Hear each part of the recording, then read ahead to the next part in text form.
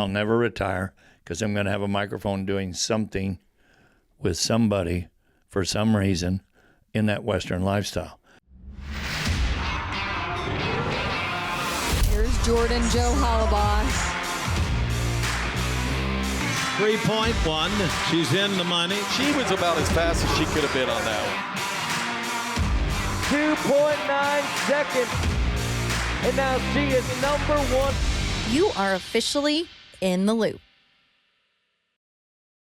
Bob Tallman, the voice of Rodeo. Thank you for coming on In the Loop. I don't feel like you need an introduction because everybody knows you're Bob Tallman. How would you introduce yourself? Howdy, everybody. I'm Bob Tallman. Boy, wouldn't it be cool to have an apple pie for every time you've said something like that. You're already sweet enough. And, yeah, but your cooking is better. It's getting better with my 3T beef. Thank you. Mm-hmm. We'll talk about that. Yeah, we will.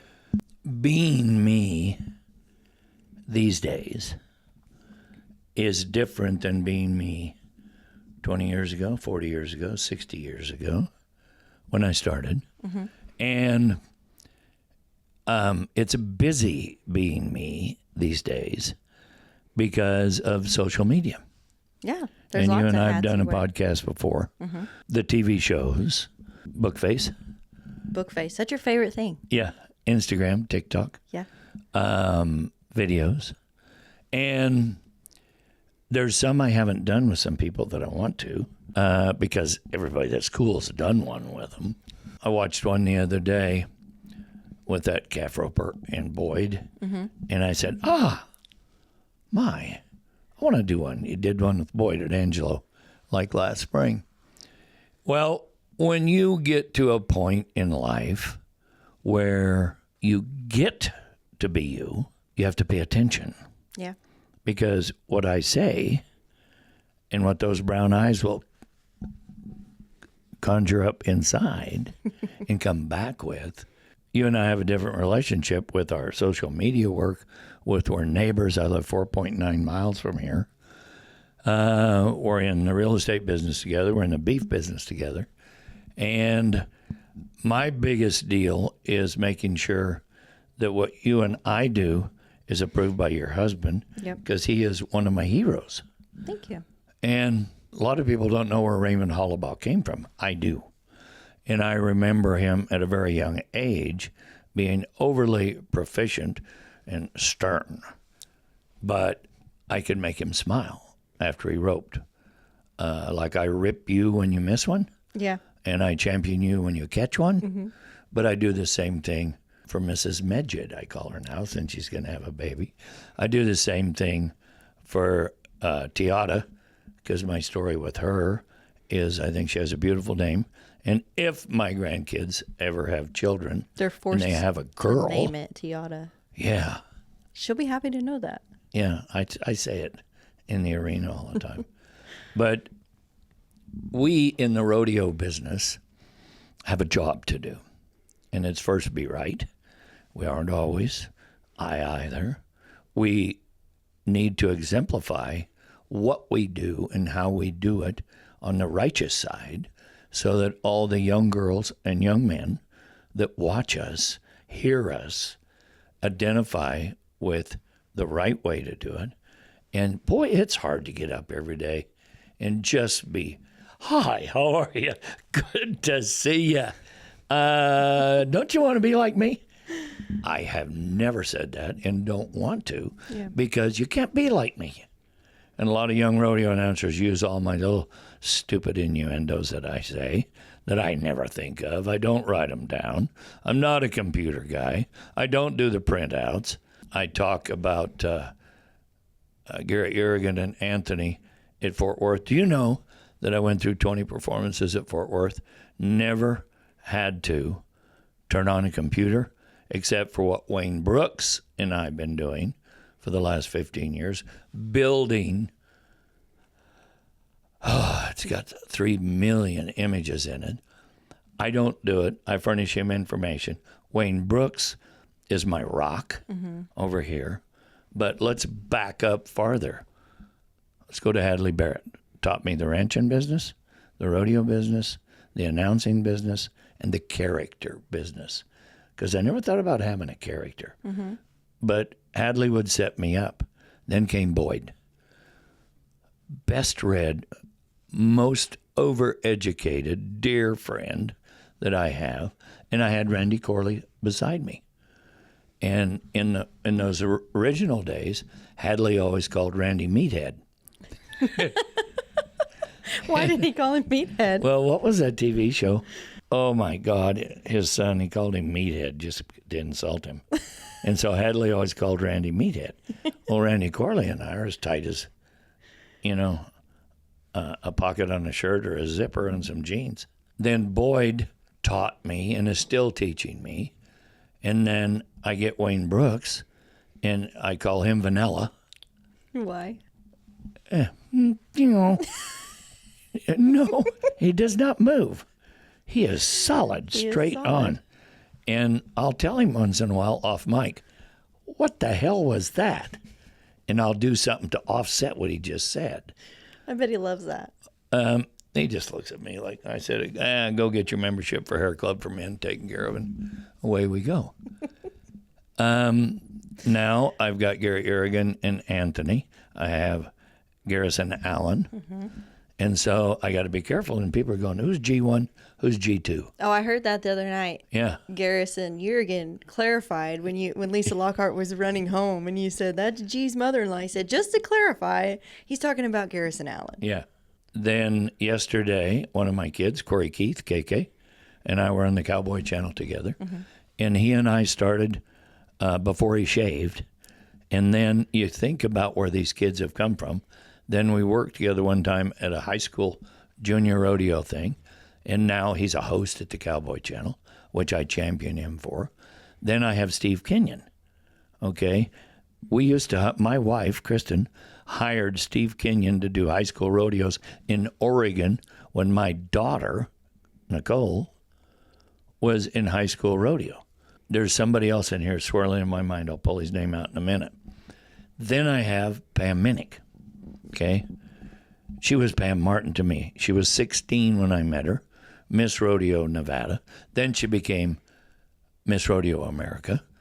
And she and I have been adopted by the city of Fort Worth.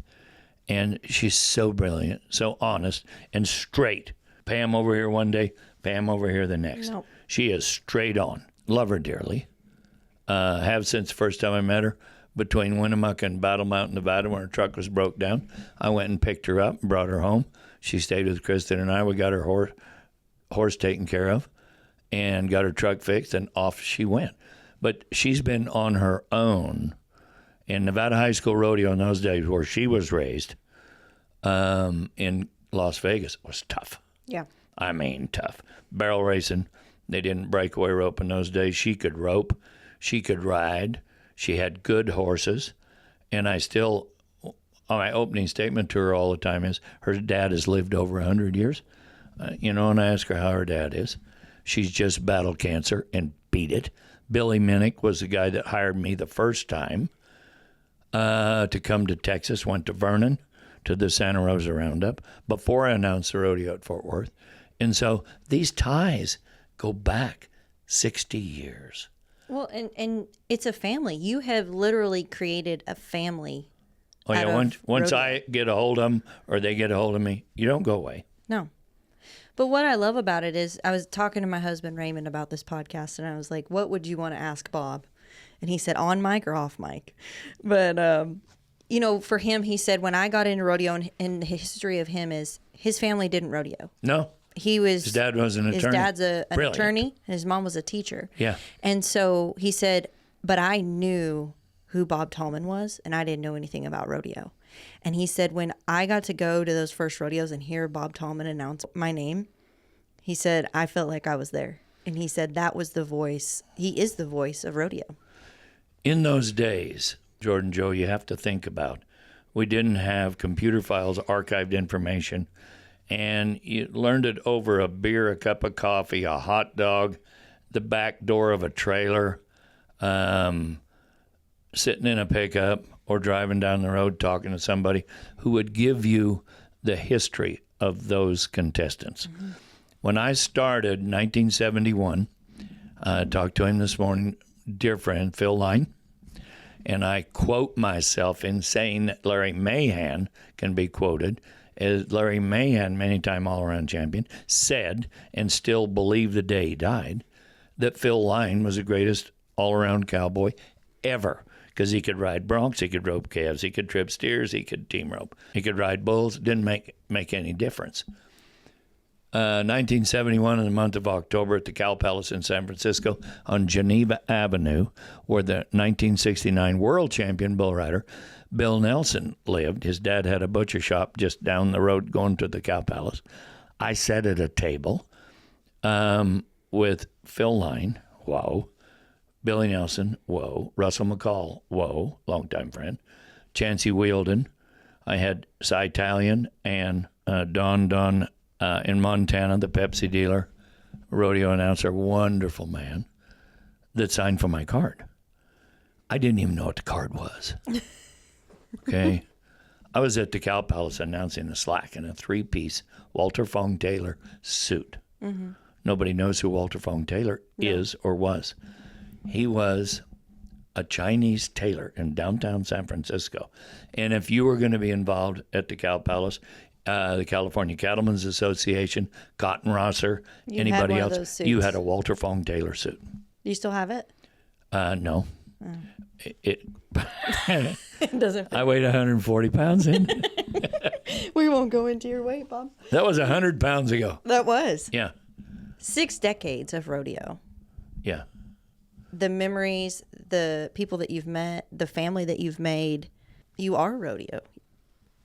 It's 74 years of time. And here's why. Where I was raised at the Willow Creek Ranch in Orvada, Nevada, 50 miles then, there was a gravel road going out of Winnemucca, going to Oregon and Idaho. My dad took me and my mom in an old pickup truck all the way to Elko, Nevada to watch Casey Tibbs ride a bucking horse. So you always wanted to be a cowboy? I think so. And somebody asked me in an interview the other day, when did you know you were going to be a cowboy? I said, I wanted to be a rancher first. When I was 3, 4, 5 years old, I can remember taking a stick and drawing pastures and corrals and things, because as kids, you did everything with your family. And Italian, like you, have. My great uncle, my grandmother, my mother, they all wore a rosary. And he carried a gun and cussed. Had a shot of whiskey in his coffee every morning at a table that might have 10, 12 men, where my mother gave me a bath in a number 2 wash tub in front of a wood stove where they cooked every day. My grandmother and my father milked cows. They made butter. We had cream. And when you butchered something, you ate it all till it was gone, because we didn't have a fridge to put it in or a freezer to save it. Okay. It's vivid in my mind. Mm-hmm. A one-room schoolhouse, one teacher. Tilly Boynton, I can remember, amazing. My first grade school picture with me and Jock and Dodie McCurkyaga. I'm standing there in a little short sleeve plaid shirt, butch haircut that my grandmother made, with a rope in my hand. And so that's not to prove something. It was just the way I was raised. Mm-hmm. And it was not easy. I thought all kids were raised that way till later in life when we moved to town. And then I found out what flush toilets and television and electricity was. Yeah. Back into the rodeo thing, I watched Casey Tibbs meet my mom and tip his hat and took her hand, kissed her hand. And I said, I'll do that the rest of my life. Yeah. And I still do it today, to little girls or older women. Be strong and courageous, just like Joshua 1:9 says, the Lord is with you whenever you go, mm-hmm. or not just whenever, but wherever. Yep. And if you can take that, and we get ridiculed today for raising our hand, for sharing this or that, but you take that back, and I was raised in the Catholic Church, and I know what their theologies were. When I came to Texas, I became a Baptist, but I didn't change Jesus. But I joke about it and tell people, well, Baptists got better music They, than the they do have Catholic good music. Church. Little contemporary. I don't worship care music. where you go, as Just long go. as you believe. But those are biggest steps in the world. If you haven't been baptized, why? Go do it. Yeah. It'll change your life.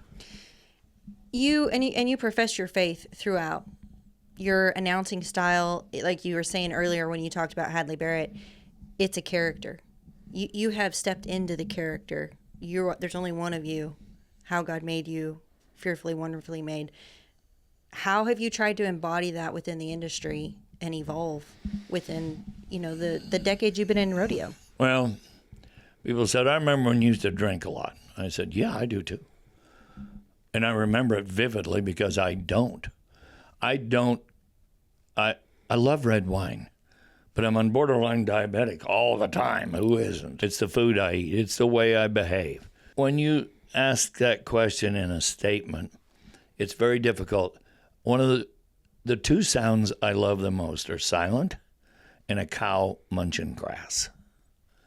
And I go to the pasture a lot in my Kubota side by side, Kubota. And I go sit with those cows, whether they have babies or not. We're calving right now, so it's a wonderful time. It's a blessing. Pop, there's another one. Oh, boy, this one needs a bottle. Oh, boy. I sit with them and give thanks in prayer. Have so much to pray over, not pray for. The prophet in my life today is peace. Hard to find peace. People find peace in money. They normally are lonesome. People that find peace in the next generation are gifted and blessed, because if you live that peace, those children will see it. Mm-hmm.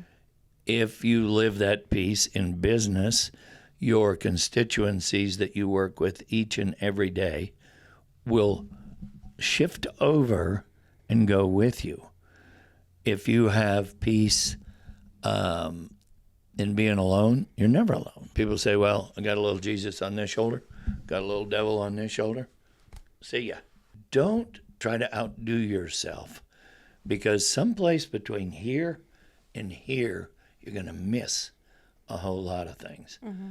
And if you'll just hang back, when you think you're about to be alone, nothing is happening, breathe. Have a little prayer. When an ambulance goes by, I say, Our Father who art in heaven, give that driver the safety to get that person to wherever they need to be. Give those doctors and nurses the blessing to handle that person, and give that person long life and healing. Before somebody came behind us one night at Fort Worth the other day, and Garrett and I were praying with our head down, hats off. And another night, Anthony and I were praying. And you'll see us do those kinds of things if you're looking for it. Don't pray for you. Pray for everybody. And I make people gather with me because I want them to share in what I'm asking for. Don't let anybody get hurt. Don't cripple an animal. It's not how much money they win. It's the style they win it in. And when you see Cowboys take a knee today, wow. I say it. Because if people see it and they don't respond to it, it's my job to say he's given thanks to the Lord for what just happened, took place. It's not the amount of money he or she's going to win. Now, it's a little hard in the barrel racing, because they're blowing and going out of the gate. Yeah. But I see girls do it. Mm-hmm. Hand in the air. Mm-hmm. Thank you, Lord, I didn't knock one down. Thank you, Lord, I roped one quick. Those little things. But do you know how fast those things happen? And it happens hundreds of times in an hour and a half, 2 hours, 2.5 hours, or some rodeos might be 3. Stay with it. When you're done, if you aren't tired mentally first, and a little bit wore out physically, you didn't do a good job. Yeah. We just came from Fort Worth, and there was a 50-year transition with you and your position at Fort Worth. Tell me about it. Last April, May, Brad Barnes and I, who was in the process of retiring, Matt Carter, Bruce McCarty, all friends, Cal White, who is the rodeo manager there, sat down at the conference table, and I knew that day when I got there, we were going to talk about something heavy. So they proposed the idea that I would retire, not go away, but I would retire when Mr. Barnes did. And I just popped out and went, okay, I'm giving up a pretty good paycheck. Matt Carter says, here's what we want to do. Financially, figuratively, publicity-wise, and how to keep you involved. And I went, okay. And we talked shop and everything else. And I said, this will be cool. I left, got in my car, drove away. I went, whoa, what did I just agree to? Whoa, it's 30 days, but it's 12 months a year. For all the people that are watching or listening to this, I was raised in Nevada. I've lived in Montana. I've ranched in Oregon. I've been all over the world. I've worked rodeos in like 40 states, all over Canada. I've worked with every television network in the world. Fort Worth, Texas has a grip on you that is totally different than any place else. Getting ready to go to Houston, totally different. Go out west to Red Bluff, it'll be totally different. But that's the way I want it. Mm-hmm. If I'm going to be there, I'm involved. So when we made that, I didn't say anything to anybody besides Kristen and Nicole, my immediate family, my business partner, Phil Sanders, with Platinum Realty, because I knew what it was going to do to change me. It's going to change my behavior. And me and my behavior are way apart, because you got to work behavior in to being who you are. Mm-hmm. Okay? Everybody knows you as something. The first time I saw you, wow, ain't she cute? Oh, she's Italian. Oh, I got a connection. Then you became Mrs. Hollabaugh. Mm-hmm. Oh, I got a real connection. Mm-hmm. Then you became the champion at Cheyenne. And I went, yahoo! Okay? Then I had to elevate our relationship. Then you became my guru in social media. And we've done a little, but we haven't done a lot. But we're going to now. Life changes. But Fort Worth, I tell this to people, I started wearing Brooks Brothers cotton shirts, and I was a Wrangler guy. I started monogramming them. Aren't y'all proud of me? She told me wear a button-up shirt, Bob. No sponsors. We're doing this for real. I respect my sponsors, but you cannot be you if you're decorated up. Yeah. Okay? You have a Montana Silversmith, beautiful turquoise buckle on today. And I said, where's the Cheyenne buckle? Because I always see you back in the box and I can see those circles. Mm-hmm. Fort Worth became a savings grace to me in the rodeo business. I was doing Long Beach, a couple other small building rodeos in California, but I was at the Cow Palace, where Mr. Watt came from Fort Worth to hire me and brought me back here. Marty Richter, a dear friend of mine, now the late, great Marty Richter, picked me up, and immediately I went, boy, I want my Wrangler jeans to look like those.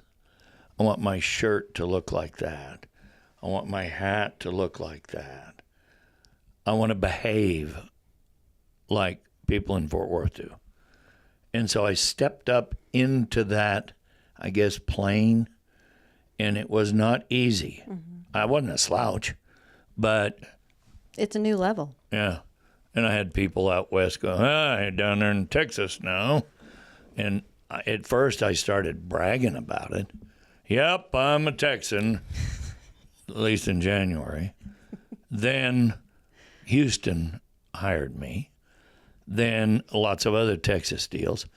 And I got to where I didn't brag on Texas a lot because I was on the Rancho Visitadores ride one day, in Southern California, and I was telling him that we sold a steer for $300,000 at Houston, $200,000 at Fort Worth, and on and on. And somebody about 5 horses back said, you Texans just manufacture money. I answered him, yeah, we do. And I didn't live here then.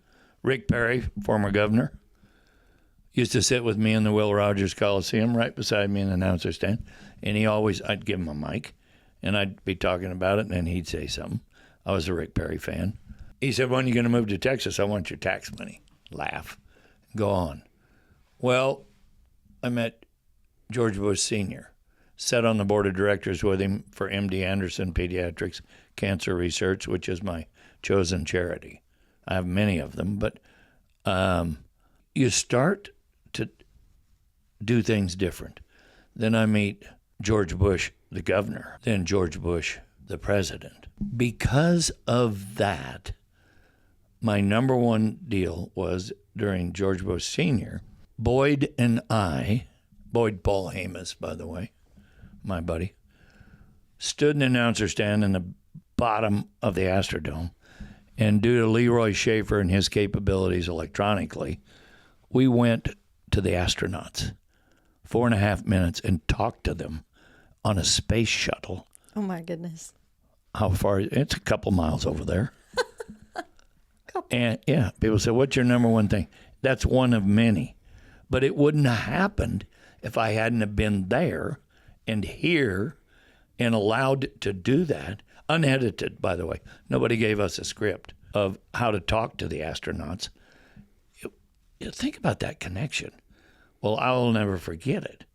And in that Astrodome, we used to bring the cameras that they were going to put on the next space shuttle to go to the moon, and we'd test them, because you test a camera in a rodeo arena. Big jib cameras and things that they put on the side of Sputnik. Okay. Ain't that cool? It's amazing. To me, it's amazing because you started in rodeo, you've evolved in rodeo, but you've seen it change. Okay, my answer this time is yes. Yes. But I want you to come back, Fort Worth. That's where you started. It made you, to a sense, you're a Texan now.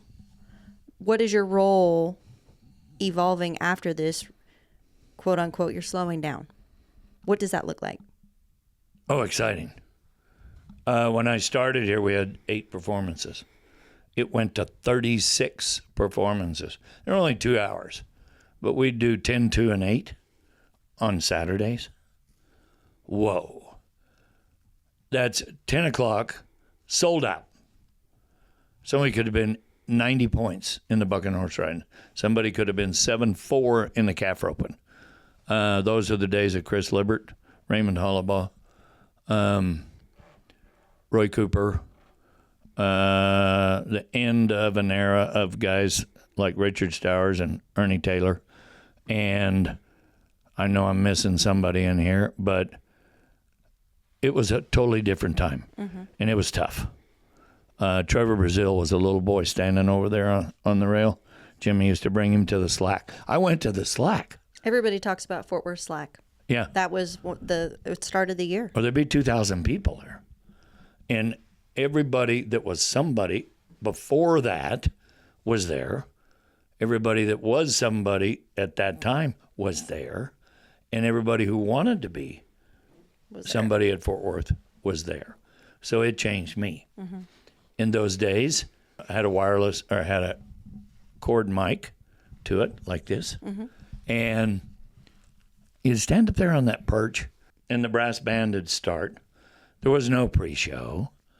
We did NBC Live there one time.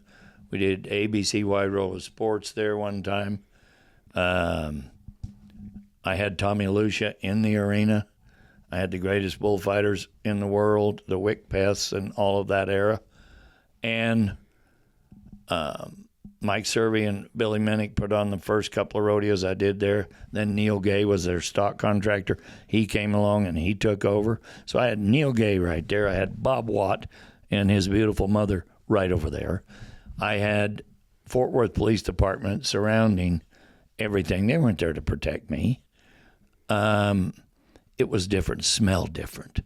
it ended different and started different. And what people don't understand in production is your product is only as good as your producer can make it. I can't guarantee anybody's going to ride a bucking horse for 8 seconds. I can't guarantee that they're all going to rope and step off in those days out of the left stirrup, under the rope, and go flank and tie. Calves weighed 300 pounds, big Hereford, juicy son of a bucks. We didn't team rope in those days. Okay, we're still team roping in California. Mm-hmm. And I have a battle with that these days. I tell, team roping, it's always been right here in Texas. No, it wasn't. You know what was here before team roping was? Breakaway roping. Girls flanking calves. I've been to those sanctioned and unsanctioned girls' rodeos. And this was before Bozo and Christy Peterson. This was before I knew what a firewater bred horse was. This was before Indian, all of that stuff. So as I came and went through it and watched it grow and fall apart and something new take over, it was wild. But it was settled. There were a lot less rules. Too many rules today. The first year I went to the NFR, 1971, actually 1972, I worked for $15 a day. We paid $3 million that year. $3 million. This year we're going to pay between 90 and 92 million. Is that enough? No. No. Why? That motorhome sitting out there cost $600,000. That these 3 trucks you've got around here and these trailers you've got around here cost another $600,000. Do you need them all? Yes. Back in those days, fuel was maybe 40 cents a gallon. I don't remember what diesel was because none of us had diesel trucks. They all drove gas. Yeah. Big trucks run on diesel. No. Your insurance costs today, your daily cost of living, your feed cost, your vet bills, horses. You could buy a good horse back in the early 70s for $5,000 to $10,000. You can't even buy a practice horse today for $50,000. No. Good luck. Yeah. A hat in those days. Positive times. American hats. Would you think about paying $2,500? $5,000? To follow a brand? Yeah. And they're doing it. We can't make them fast enough. And I worked for Resistol for years. I worked for Justin Boots for years. I've worked for Ariat. I help James Fenolio Boots now, and his boots might be the cheapest, best handmade boots in the world. Not might be, are, and still $500, $300, $400, $500. It's not what they cost; it's how they last, and how do you want to identify? We, as a society, are just a hair sideways to the Western lifestyle. Not above, not below it. There are people today that will have on a pair of Justin or Ariat or Fenolio boots, Wrangler jeans, shirt of some kind, could be Wrangler, whatever. The Ariat people do good. Cinch does a great job. So they can emulate and look like you and I. Thank you. Yeah. It's a lifestyle. It's a culture. And it's the way we live. In 1952, my dad couldn't sell a horned Hereford cow and calf for $10. They're $8, $9 a pair. Okay? A bred heifer today costs $6,000. I don't care what breed. Any kind. Why? Well, a steak in those days, midnight, steak and eggs, $4. That's what Raymond said. He loved to go to Las Vegas. It was the cheapest place you could eat. Oh, you can still get them for $9 or $10. Yeah. But any place else, that steak will cost you $20. I sell beef for $6 a pound plus processing. I sell to restaurants in Fort Worth. They get $36 a pound for it, but you ought to see the way they present it. Mm-hmm. Today, packaging costs as much as the product itself. And you're in the meat business. Oh, big time. You're raising them, you're feeding them, you're selling the beef. I mean, you've literally branded every piece of your life, but 3T cattle. Well, the thing with the meat business today, and you put together my social media page, Facebook page, I have people that we've been selling to for over 15 years that buy back every 6 months or every 18 months if they buy a whole beef, whatever. Mm-hmm. $6 a pound. My feed cost $700 a ton. When that big LNC truck pulls in and pulls out, there goes anywhere from $6,000 to $8,000. It's got to be put in.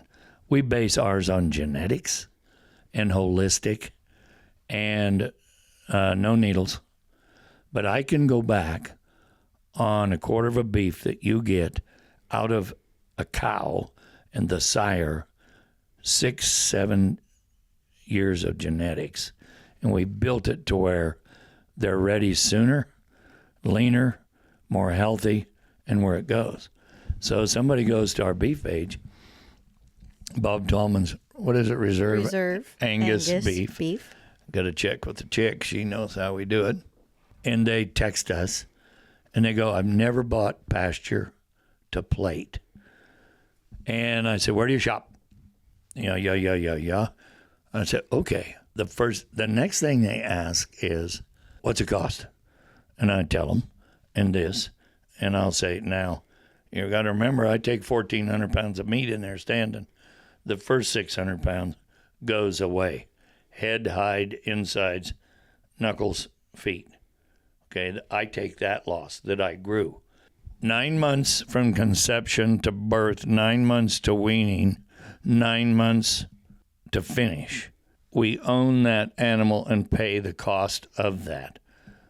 That cow's calf last year will be processed, sold, and put in somebody's freezer before she has the next calf. Mm-hmm. So it's on continuing deal. Price of beef, you're going to pay for it today if you want it, rather than imported beef or weird breeds or whatever. But I can show you the difference. You and I know how it works, but it's exciting of how we do it. And we don't need a big customer base.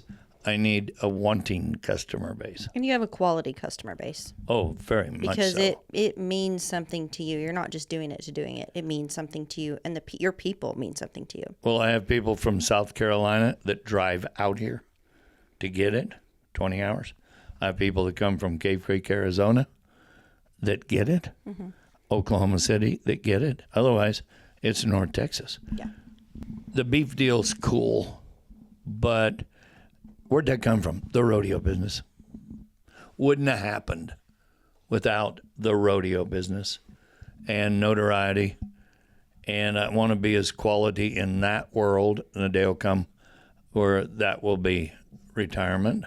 I'll never retire because I'm going to have a microphone doing something with somebody for some reason in that Western lifestyle. But I want people in the Western lifestyle. They're not all beef eaters. They're not all real estate buyers. They're people that just want to live like cowboys. Yeah. And cowboy is a state of mind.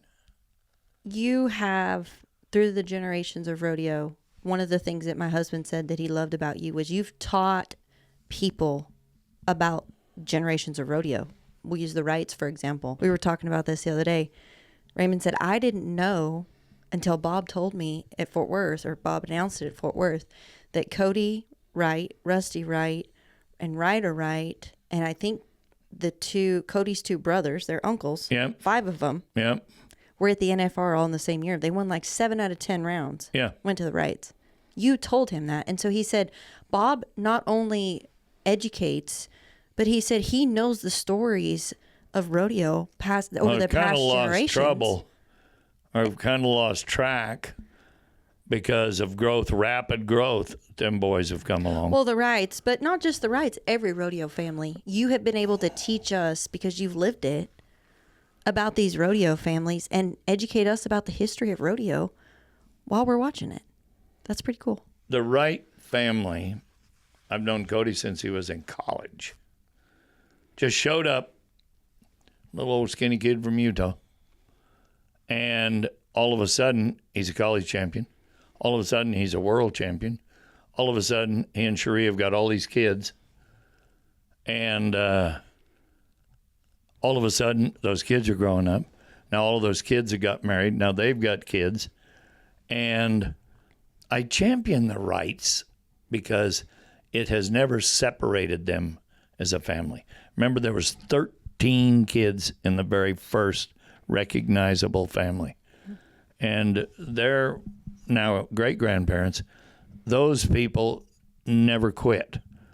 And their mother taught school. They have ranches. Those people have never quit. I have a picture in my phone. We landed in Beaver, Utah. Oh, this would have been 8, 9, 10 years ago in a private plane going to Palm Desert, California to put on. It was a Cal Poly rodeo team against the Wrights.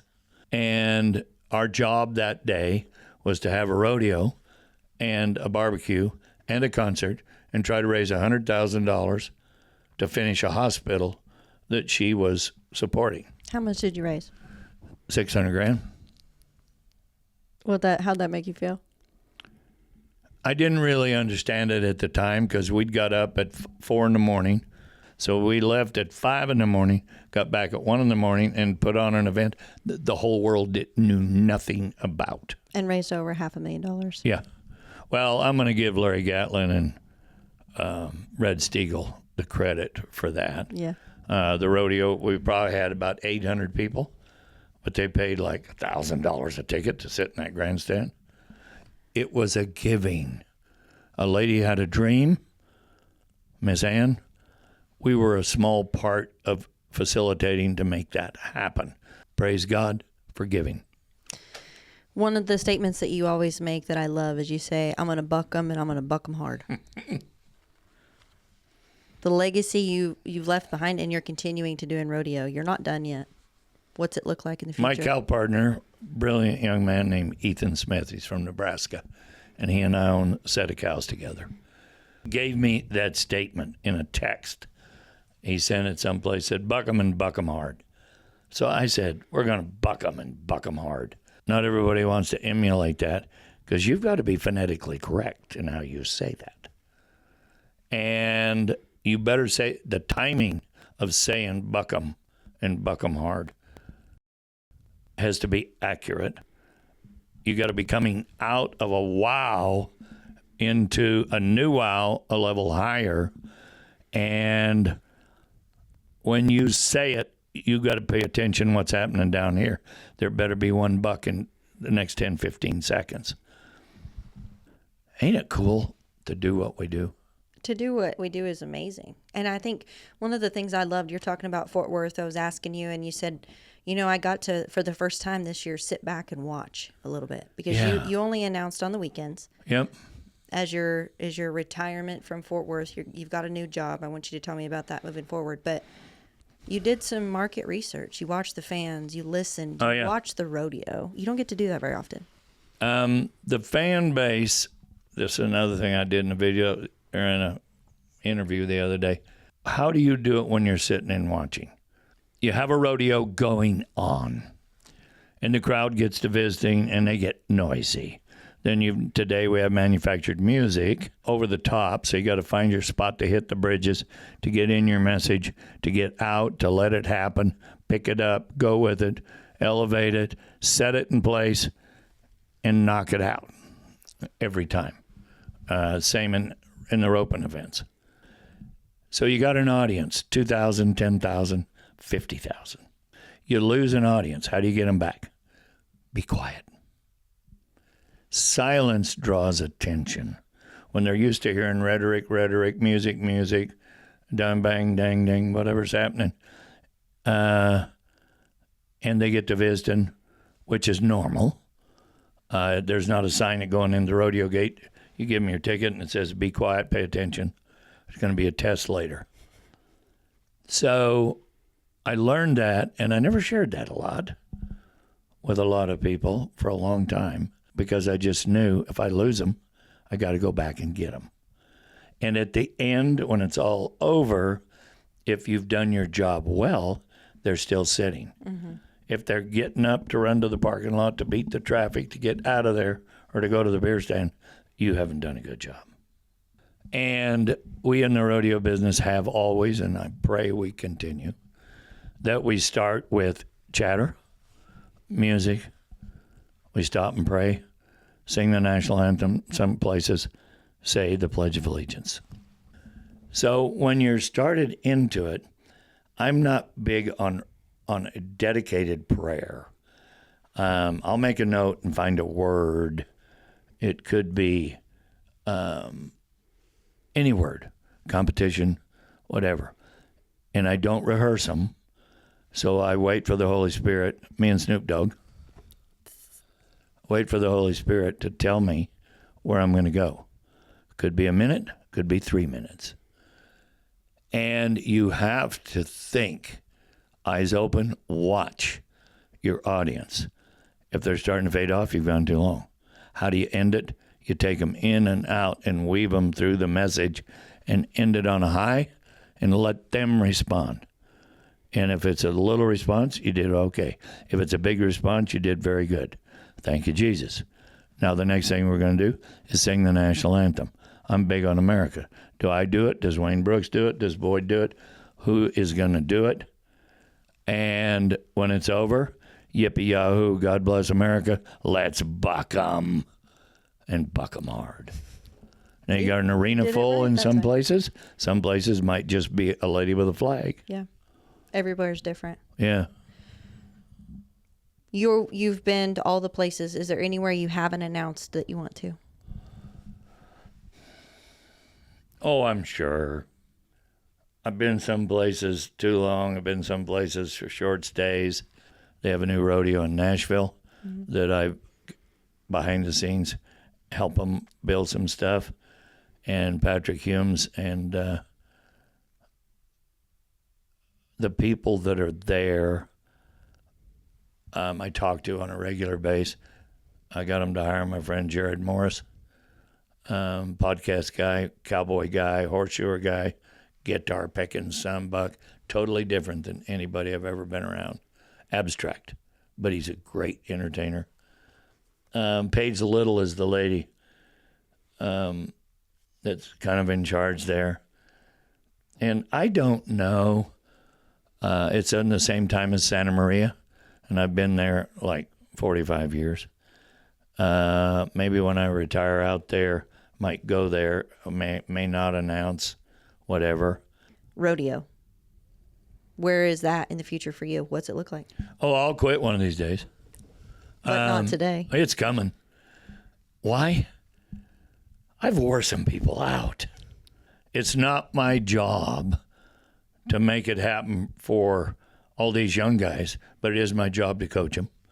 And I want to leave all of them an opportunity so that they don't have to start at the bottom where I started, that they can start at a higher level.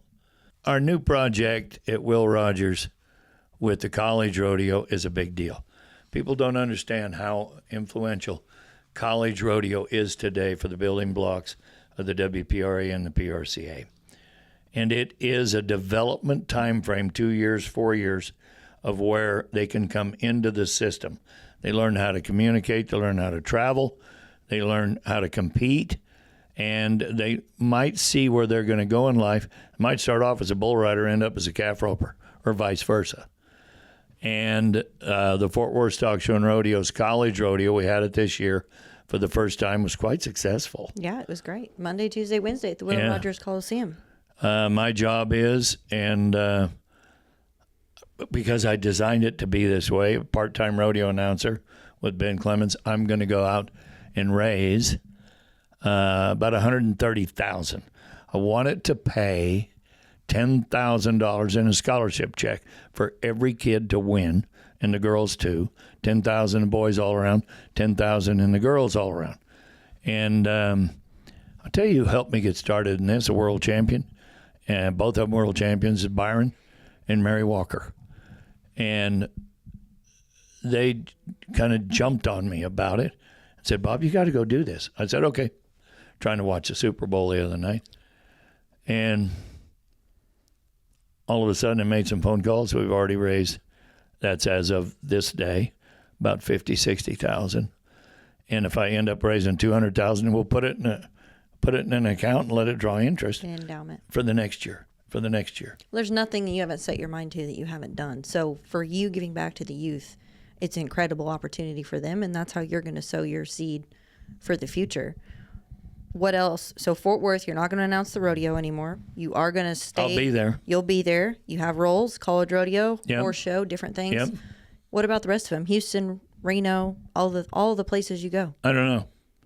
It's God's will. As long as I have eyes to see it, a voice to say it, and the right behavioral traits to represent it, I want to go some places that I haven't been. I want to see the leaves change in the Northeast. We went on a cruise just before COVID, and I want to go back to Italy. But I want to be able to buy a round-trip plane ticket without booking the back end of it. I want to raise more pounds per acre in beef. And with my granddaughter getting ready to go to college at OSU and my grandson at Weatherford, I'm pushing them into not meat science, but paying attention to that. Because if they decide to do it, I want to have the best recipe put together. And in the ranching business, it's not how many acres you have or how many head of cattle you have. Know the genetics of what heifers to keep and have better yield per head. It's not how big your cow is, it's the yield at the end of the road that one goes for. But I'm excited about teaching my kids and grandkids and any other young people that want to learn about agriculture. Then you got to throw in banking. And that's a big deal. The list goes on and on. Yeah, it keeps my phone ringing when I'm driving. Yeah. What, when it's all said and done, 20 years from now, when you're 100, and Yeah. you're still announcing, because like you said, you're always going to be present with a mic in your hand doing something. What do you want people to remember about Bob Tallman? That I left them an opportunity. And their faith will be their best asset. Not how much money they can make or want to make. And that they saw, I've got this hang up, you know about it, that I want to try to leave more or raise more in charity and give it than I made in life. And I don't know how much money I make. I do, and the accountant tells you at the end of the year. It's not important to me. What kind of a dent in society did we make? I want my great-grandkids, if I ever get to see them, to be of gentle knowledge that we worked hard, Kristen and I, and whatever we leave them, be of useful texture, dirt, vehicles, opportunity, maybe a little bank account here or there. I think those are the things. Nobody's ever asked me that. Well, and to me, it's important to me because everything you've done, you've stewarded well. You're always giving back. You reap what you sow. But it's important for all of us. And I think it's an important question for all of us to ask because it makes you take action no matter what stage in life you're at. I agree. I have a question for you. What? When do Raymond Hollabaugh and I get to sit side by side in the studio or out in the pasture? We can have And- another Bob and Raymond show. Yeah, I'd like to. Yeah. Here's why. He won't promote himself and or talk about his past, and I'll sucker punch him into it. Do it. And these would be the stories that Roy Cooper and I've told. These would be the stories Joe Beaver and I told. Stories that I've been around and lived with the Ty Murrays and the Tuff Hedemans and the Phil Lines. And to fill someone's room with yesterday gives them excitement about tomorrow. Today, Remember this. Time is a non-renewable natural resource. 2 hours ago, an hour ago, 5 minutes ago is gone. Respect the time you have and try to make something happen. If you're out on the freeway someplace, respect the other people's bad driving habits. It's important. Yeah. Well, I respect you to utmost measures. Thank you for coming and joining us on In the Loop today. JoJo, thank you. And you and Raymond are next up. Oh, boy. I'll schedule it. Oh, boy. It's rock and roll time. Just remember, buck 'em. Buck 'em hard.